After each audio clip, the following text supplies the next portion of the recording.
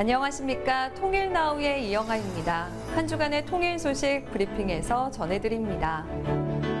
지난 9일 통일부는 2024 북한 이탈 주민 지원 유공자 정부 포상 전수식을 개최했습니다. 올해는 북한 이탈 주민의 날 정부 기념일 지정을 계기로 정부 포상 규모를 확대했습니다. 전수식 이후 개최된 간담회에서 수상자들은 북한 이탈 주민의 정착을 돕는 과정에서 겪은 애로사항을 전달했으며 김영호 통일부 장관은 다양한 기회를 통해 북한 이탈 주민들이 겪는 실질적인 어려움을 파악해 도움을 줄 수 있도록 노력하겠다고 밝혔습니다. 지난해 11월 통일부 국립6.25 전쟁 납북자 기념관이 제작한 명부 6.25 전쟁 납북자 이름책이 K-디자인 어워드 2024의 위너로 선정됐습니다. 명부 6.25 전쟁 납북자 이름책은 현재까지 발굴된 6.25 전쟁 납북자 명부의 주요 내용을 국민들이 알기 쉽게 한 권으로 종합해 발간한 연구 자료집으로서 K-디자인 어워드에서 정부 간행물이 수상한 것은 최초입니다. 북한과 러시아의 군사협력에 대해 전 세계가 이목을 집중하고 있습니다. 현재 북한의 군사력은 어느 정도일까요? 지난주에 이어 전인범 전 특수전 사령관과 함께 남북의 군사력을 점검해봅니다. 안녕하세요. 통일담담의 아나운서 조수빈입니다. 지난 시간에 이어서 전인범 장군님을 모시고 통일부 청년 인턴 이나연 씨와 함께 남북의 군사력에 대한 이야기를 해보겠습니다. 지난 시간 말미에 군사력 순위는 차이가 많이 나지만 굉장히 북한을 무시하기는 어려운 수준이다라는 얘기를 해주셨어요. 실제로 첨단 무기, 신형 무기를 북한이 자주 과시하고 있는 모양새인데 실제 북한의 군사력 좀 구체적으로 설명해 주신다면 어떨까요? 우리에게 위협이 될 정도일까요? 위협이 되죠. 북한이 GDP는 우리나라 중소도시하고 거의 맞먹는다고 해요. 얼마 되지 않는 돈을 가지고 집중 투자를 하는 겁니다. 그 다음에 북한 같은 그런 체제에서는 부가세라든지 이런 게 없어요. 그러니까 대충 무기의 값이 평균적으로 우리 이런 자유세계의 무기보다는 한 반값이면 돼요. 자기 인민이 굶어 죽는 한이 있더라도 저런 무기들을 만들어낼 수가 있는 겁니다. 그래서 양은 많지 않지만 계속적인 개발을 하는 것 같아요. 국가 원수가 무기 전시장에 가서 외국 귀빈이 오면은 본인이 직접 설명을 하지 않습니까? 그거는 그렇게 할 수 있는 나라들이 많지가 않거든요. 그러니까 저 나라는 모든 게 하여튼 전쟁 준비에 몰두해 있는 나라다 이렇게 볼 수가 있고요. 그동안에는 우리가 공군이나 해군은 압도적으로 북한보다 우수했는데 이번에 러시아가 제공해주는 그런 협력사항 중에서 혹여라도 전투기 같은 거를 업그레이드 시켜줄까봐 좀 염려가 되고요. 미사일도 그동안 우리가 훨씬 더 좋은 미사일들을 갖고 있었어요. 거기에 대한 기술도 또 러시아가 제공해줄까 이런 것들이 좀 염려가 됩니다. 만약에 그렇게 된다 그러면은 우리로서도 굉장히 긴장을 하지 않을 수 없는 그런 상황이 되는 겁니다. 그리고 북한이 어찌됐건 러시아하고 우크라이나전에 같이 이렇게 동참함으로써 실전 경험을 얻는 거거든요. 데이터를 쌓고 있죠, 지금. 데이터도 쌓고 있고 만에 하나 병력을 그쪽으로 보내게 되면 여러 가지 교훈들을 얻을 수가 있기 때문에 이런 거는 돈으로 환산할 수가 없습니다. 그래서 지금으로서는 우리가 북한을 이렇게 쉽게 볼 수 있는 그런 상대가 아니다. 그리고 시간이 가면 갈수록 유리해지기 때문에 우리가 정신을 좀 바싹 차려야 됩니다. 나연 씨는 좀 궁금하신 거 있으세요, 장군님한테? 북한의 핵에 좀 대응하기 위해서 이제 우리나라도 자체 핵무장을 해야 한다는 그런 이야기들이 미국 일부 전문가나 그리고 국내에서도 좀 나오고 있잖아요. 장군님께서는 한국의 자체 핵무장에 대해서는 어떻게 생각하시는지도 궁금하고요. 그리고 또 유엔군 사령부에 계셨으니까 이제 비무장 지대를 두고 왜 우리 땅인데 못 들어가? 왜 유엔군의 허가를 왜 반드시 받고 들어가야 하지라고 생각하시는 분들이 많더라고요. 그래서 이제 유엔군 사령부가 오히려 통일을 방해하고 있는 건 아닌지 위험한 주장인데요. 이렇게 생각을 하시는 분들도 많아서 저는 우리가 핵무장을 하는 것이 중요하다고 생각합니다. 그러나 북한처럼 하면 안 되고 또 미국하고의 관계를 손상을 입혀서까지 하면은 안 된다고 생각해요. 그래서 핵무장은 해야 되는데 이거를 어떻게 전 세계를 잘 설득을 하고 우리의 입장을 잘 설명을 할 것인가, 또 미국하고 잘 협조를 해서 그동안 쌓아온 우리의 그 우방 관계를 유지할 것인가, 요게 이제 문제인 거죠. 그래서 핵무장을 해야 되냐 말아야 되냐 보다도 어떻게 하는 것이 우리한테 유리한 건가, 이게 이제 첫 번째고요.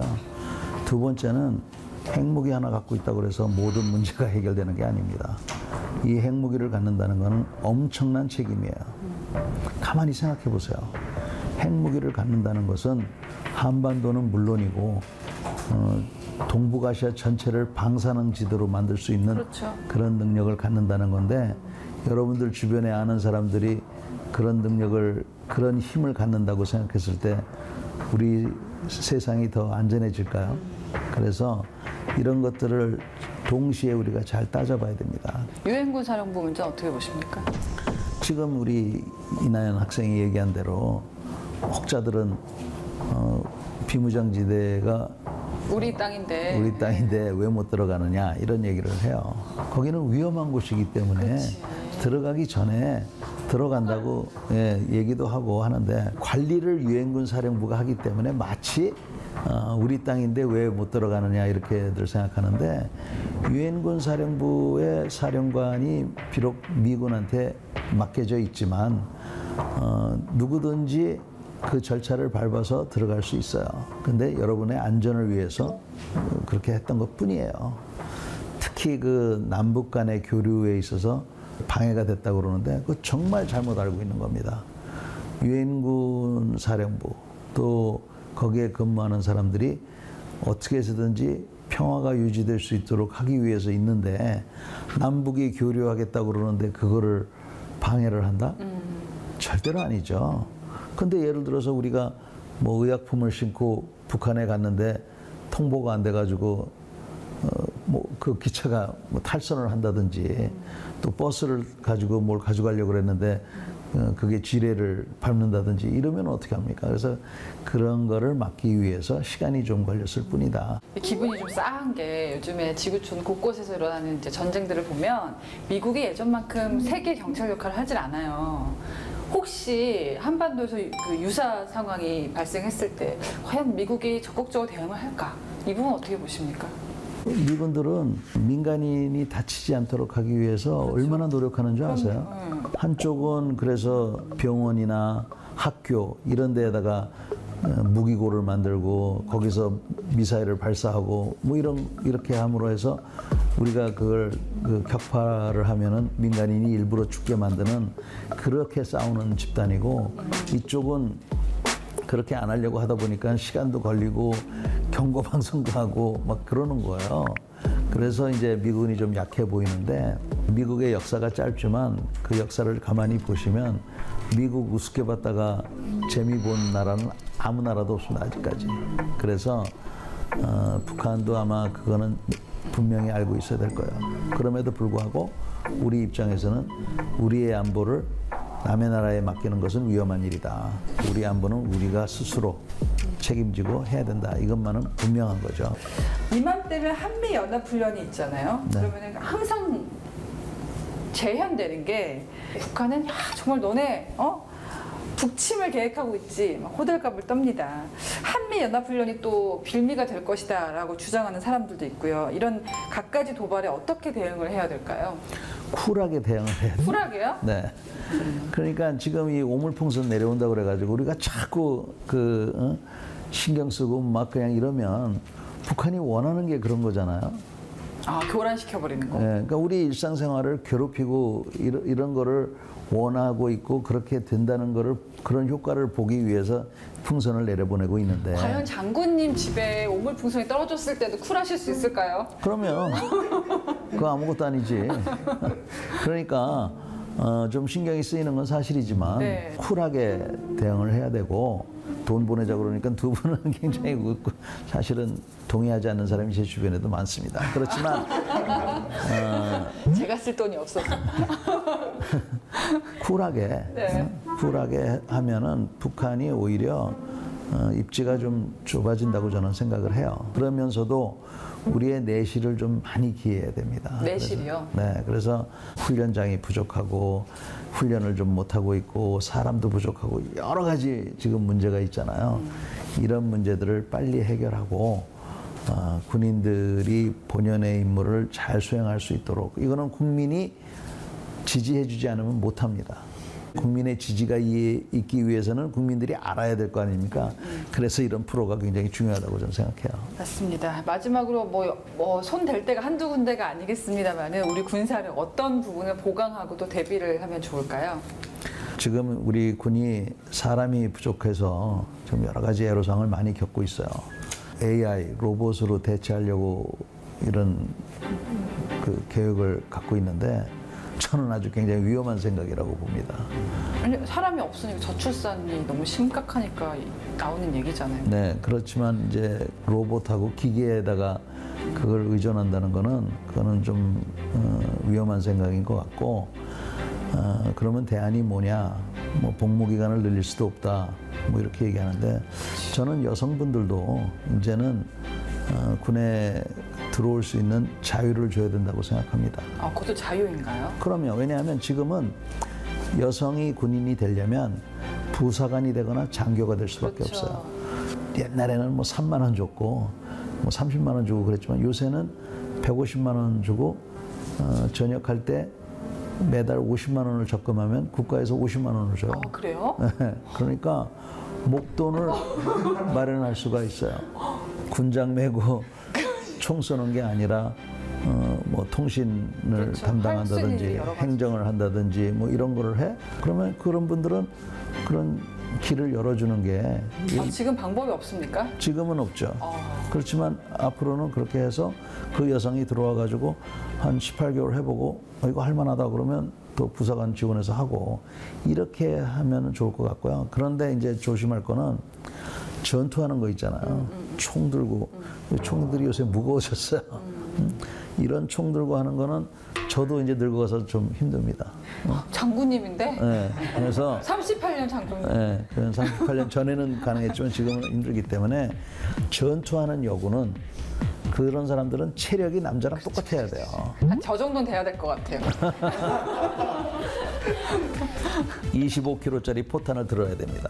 그래서 그런 거를 할 수 있는 여성들은 전투 여성이 되고 그렇지 않은 여성들은 지금 아까 얘기한 AI 로봇 시대에는 로봇을 조종하는 사람 또 무슨 뭐 AI 프로그래머 뭐 이런 사람들이 필요한데 그런 거는 여성들이 충분히 얼마든지 할 수 있어요. 자, 오늘 전인범 전 특수전 사령관님과 함께 남북의 군사력에 대한 이야기를 좀 해봤습니다. 우리 안보 의식이 제대로 잘 지켜지고 있는가? 우리는 전쟁에 대비할 태세가 되어 있는가? 많은 생각을 해봤던 시간이었습니다. 장군님 오늘 출연 고맙습니다. 네. 저희는 더 알찬 소식 갖고 다음 시간에 찾아뵙겠습니다. 통일 담당 안 하시네요.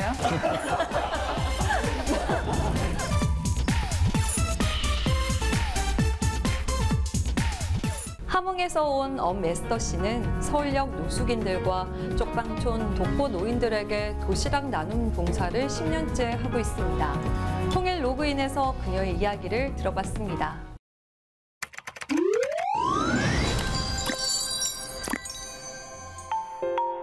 안녕하세요. 엄에스더입니다.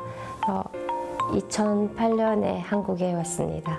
저는 대한민국에 왔을 때부터 처음부터 했던 게 봉사활동이었어요. 탈북민 4명이 시작했었는데요. 지금은 100명이 넘는 사람들이 함께 하고 있습니다.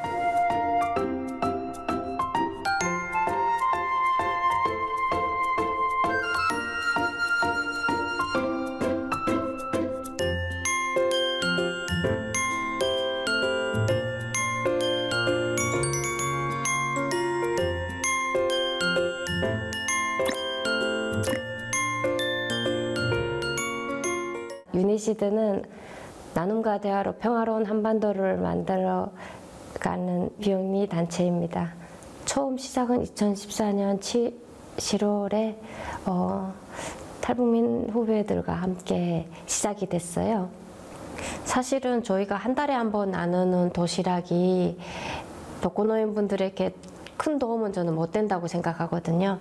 왜냐하면 뭐 매일 나누시는 분들도 너무 많이 계시고 남북의 사람들이 같이 모여서 서로를 알아가는 것이 더 의미 있다고 생각하기 때문에 가장 큰 수혜자는 저희 참여자들이 아닐까 생각하고 있습니다.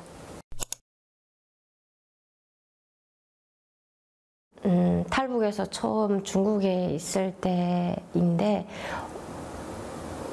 엄마하고 여동생이 제 눈앞에서 잡혀갔어요. 근데 그 상황에서 제가 할 수 있는 게 없다라는 그 현실이 너무 사람을 무기력하게 만들더라고요.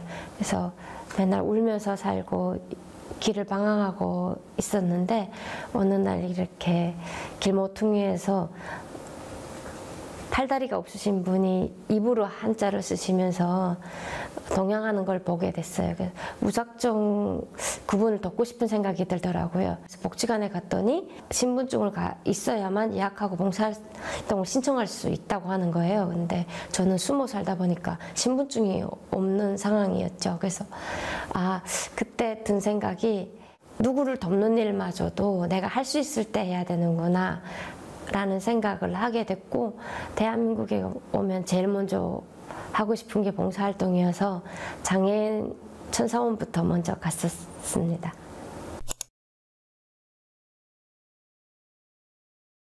제가 그날도 복지관의 어르신들 이렇게 밥 챙겨드리고 다리도 주물러드리고 하는데 그 뉴스에서 그 변풍도 사건을 나오고 이슈에 대해서 나오고 있었는데 그 할머니가 그러시더라고요. 북한 사람들은 다 악해 하시는 거예요.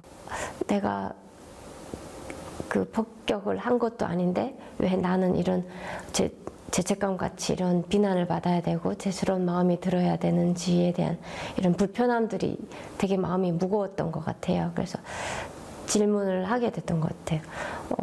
왜 우리는 북한 정권이랑 북한 주민을 따로 보지 않고 같이 보는 걸까? 탈북민으로서 잘 살아가는 모습이 또 탈북민들의 인식을 바꾸는 계기가 되겠다라는 생각을 하게 됐었죠.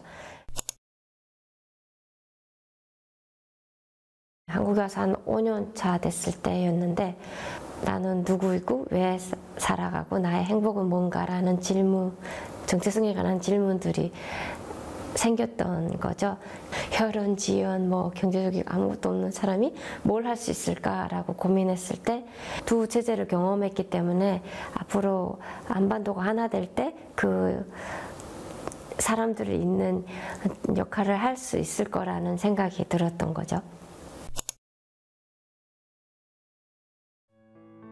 먹고 사는 게 삶의 이유라고 하면은 그만 살고 싶다라는 생각이 좀 들더라고요. 잘 살고 싶어서 여기까지 왔는데 대한민국 생활이 그렇게 녹록지는 않았거든요. 하지만 좀 저는 의미 있는 삶을 살고 싶었어요. 그 의미 있는 삶이 저는 누군가를 돕는 일이었었고 함께 살아가는 일이었었고 바람이 있다고 하면은 전쟁이 없는 그런 한반도에서 누구를 미워하지 않고 열린 마음으로 서로를 바라봐 줄 수 있었으면 좋겠어요.